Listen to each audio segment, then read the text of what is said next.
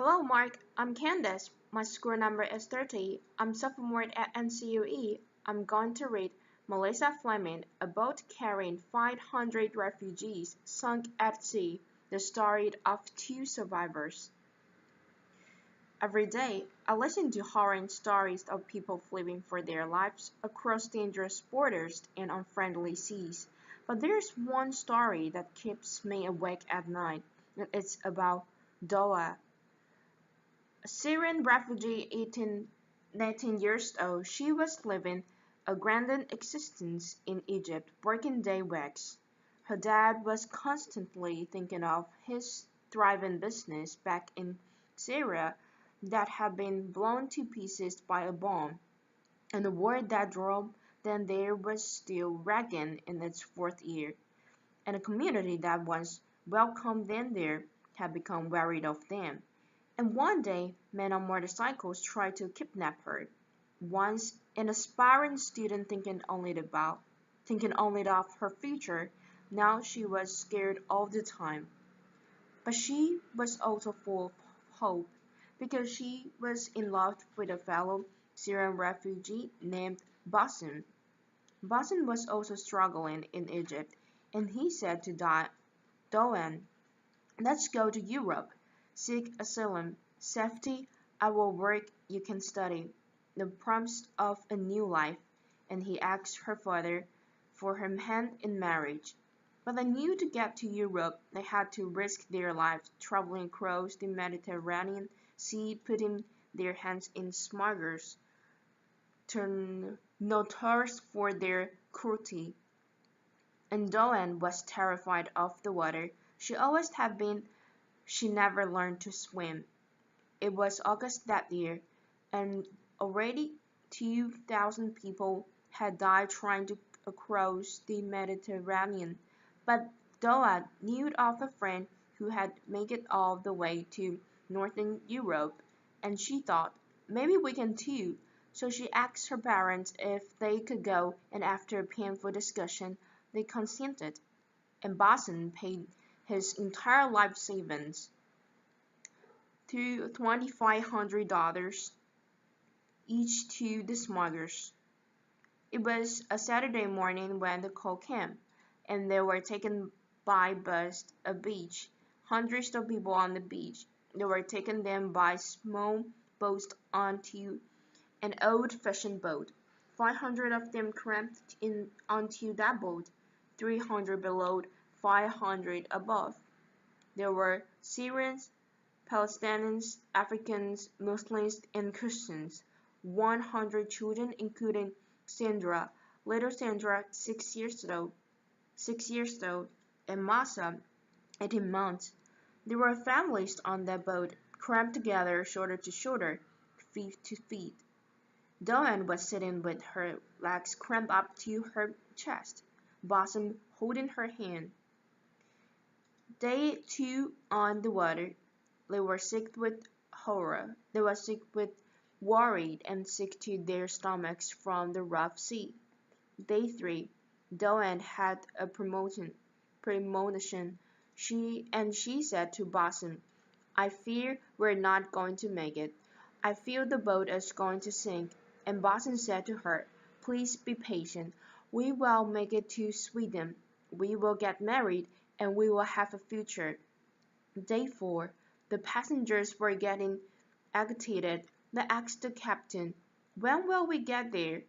He told them to shut up, and he insulted them. He said, in 16 hours we will reach the shores of Italy." They were weak and weary.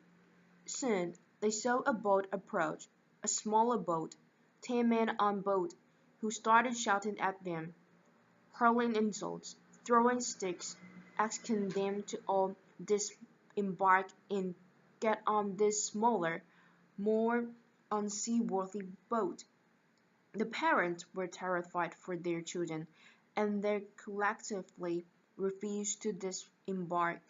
So the boat spread away in anger, and half an hour later came back and started deliberately ramming a hole in the side of Dawn's boat, just below where she and Boston were sitting, and she heard how they yelled that the fish eat your flesh, and they started laughing as the boat capsized and sank. The 300 people below deck were boomed.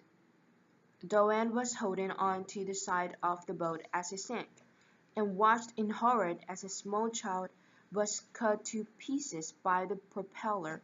Boston said to her, "Please let go, or you'll be swept in, and the propeller will kill you too. And remember, she can't swim." But she let go, and she started moving her arms and her legs, thinking, "This is women." A miracle, miraculously, Boston found a live friend. It was one of those child's rings that they used to play in swimming pools and on calm seas. And Doane climbed onto the ring, her arms and her legs dangling by the side. Boston was a good swimmer, so he held her hand and treated water. Around them there were corpses. Around 100 people survived initially, and they started coming together in groups, praying for rescue. But when a day went by and no one came, some people gave up hope, and Doane and Boston watched as men in the distance took their life vests off and sank into the water. One man approached them with a small baby perched on his shoulder, 9 months old, Malik. He was holding on to a gas canister to stay afloat, and he said to them, "I fear I'm not going to survive. I'm too weak. I don't have the courage anymore." And he handed little Malik over to Boston and to Doane, and they perched her onto their life ring. So now they were there, Doane, Boston, and a little Malik. And let me take a pause in this story right here and ask the question, why do refugees like Doane take these kinds of risks? Millions of refugees are living in exile in limbo. They are living in countries fleeing from a war that has been raging for 4 years. Even if they wanted to return, they can't. Their homes, their business, their towns, and their cities have been completely destroyed. This is an UNESCO World Heritage City, homes in Syria. So people continue to flee into neighboring countries, and we build refugee camps for them in the desert. Hundreds of thousands of people live in camps like these, and hundreds and thousands more millions live in towns and cities. And the communities in neighboring countries that once welcomed them with open arms and hearts are overwhelmed. There are simply not enough schools, water systems, sanitation. Even rich European countries could never handle such an influx without massive investment. The Syria war has driven almost 4 billion people over the borders, but over 7 million people are on the run inside the country. That means that over half the Syrian population have been forced to flee. Back to those neighboring countries hosting so many that feel that the richer world has done too little to support them, and days have returned into months, months into years. A refugee state is supposed to be temporary. Back to Doane and Boston in the water. It was their second day, and Boston was getting very weak. And now it was Doane's turn to say to Boston, "My love, please hold on to hope, to our future. We will make it." And he said to her, "I'm sorry, my love, that I put you in this situation. I've never loved anyone as much as I love you." And he released himself into the water, and Doane watched as the love of her life drowned before her eyes. Later that day, A mother came up to dine with her small 18-month-old daughter, Masa. This was the little girl I showed you in a picture earlier with the live vest. Her older sister Sandra had just drawn, and her mother knew she had to do everything in her power to save her daughter. And she said to Doa, "Please take this child, let her be part of you. I will not survive." And then she went away and drowned. So Doa, the 19-year-old refugee who was terrified of the water, who couldn't swim, found herself in charge of two little baby kids. And they were thirsty, and they were hungry, and they were agitated, and she tried her best to amuse them, to sing to them, to say words to them from the Quran. Around them, the borders were floating and turning black. The sun was blazing during the day. At night, there was a cold moon and fog. It was very frightening. On the fourth day underwater, this is how Dawn probably looked on the rain with her two children. A woman came on the fourth day and approached her and asked her to take another child, a little boy, just 4 years old. When Dawn took the little boy and the mother drank, she said to the sobbing child, "She just went away to find you water and food." But his heart soon stopped, and Dawn had to release the little boy into the water.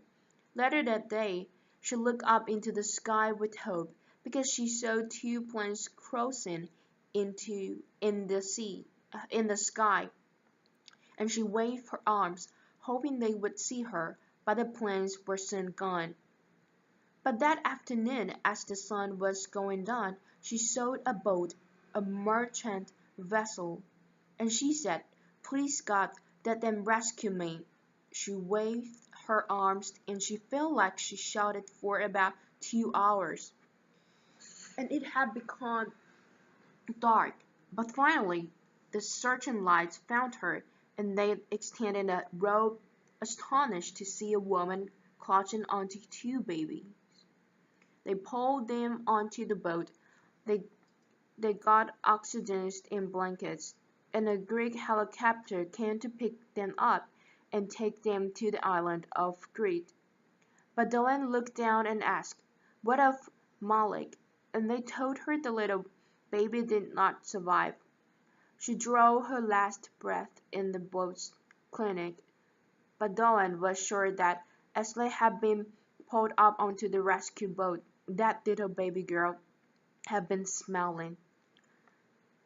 Only 11 people survived that wreck of the 500. There was never an international investigation into what happened.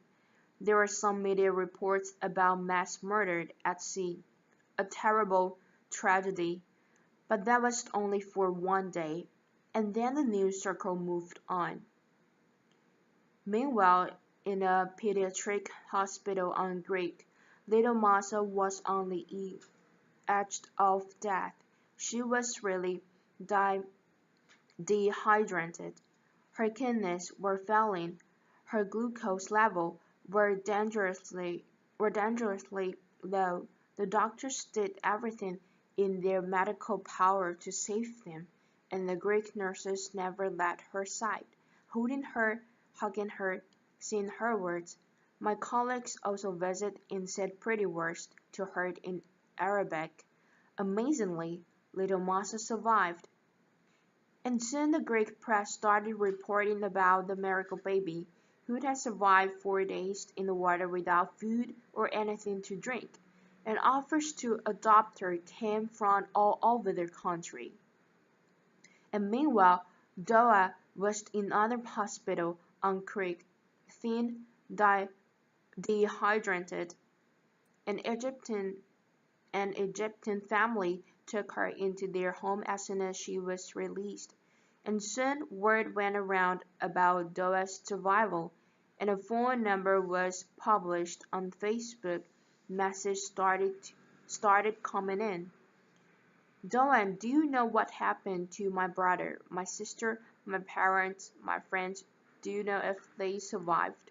One of the messages said, I believe you saved my little niece Masa, and it had this photo. This was from Masa's uncle, a Syrian refugee who had made it to Sweden with his family, and also Masa's older sister.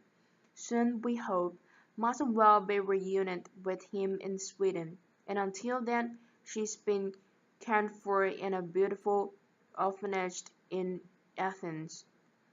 And Dawn, well, word went around about her survival too, and the media wrote about this light woman and couldn't imagine how she could survive all this time under such conditions in that sea and still save another life. The Academy of Athens, one of Greece's most prestigious institutions, gave her an award bravery, uh, of bravery, and she deserves prize, all that prize, and she deserves a second chance. But she wants to still go to Sweden. She wants a reunion with her family there. She wants to bring her mother and her father and her youngest siblings away from Egypt there as well. And I believe she will succeed. She wants to become a lawyer and a politician or something that can help fight injustice. She's an extraordinary survivor. But I have to ask, what if she didn't have to take that risk? Why did she have to go through all that? What wasn't there the legal way for her to study in Europe? Why couldn't Masa have taken an airplane to Sweden? Why couldn't Basen have found work? Why is there no massive resettlement program for Syrian refugees, the victims of the worst war of our times? The world did this for the Vietnamese in the 1970s. Why not now? Why is there so little investment in the neighboring country hosting so many refugees? And why, the root questions, is so little being done to stop the war, the, perse- the persecutions, and the poverty that is driving so many people to the shores of Europe? Until these issues are resolved, people will continue to take to the seas and to seek safety and asylum. And what happens next? Well, this is largely Europe's choice, and I understand the public's fears. People are worried about their security, their economics, the charge of culture, but is that more important than saving human lives? Because there's something fundamental here that I think overrides the rest, and it is about our common humanity. No person fleeing war or persecution should have to die crossing a sea to reach safety. Applause. One thing's for sure, that no refugee would be on those dangerous boats if they could thrive where they are, and no migrant would take that dangerous journey if they had enough food for themselves and their children, and no one would put their life savings in the hands of those notorious smugglers if there was a legal way to migrate. So on behalf of little Mossad and on behalf of Doan and of Basin and of those 500 people who drowned with him, can we make sure that they did not die in vain? Could we be inspired by what happened and take a stand for a world in which every life matters? Thank you. Applause. Thank you, Mark.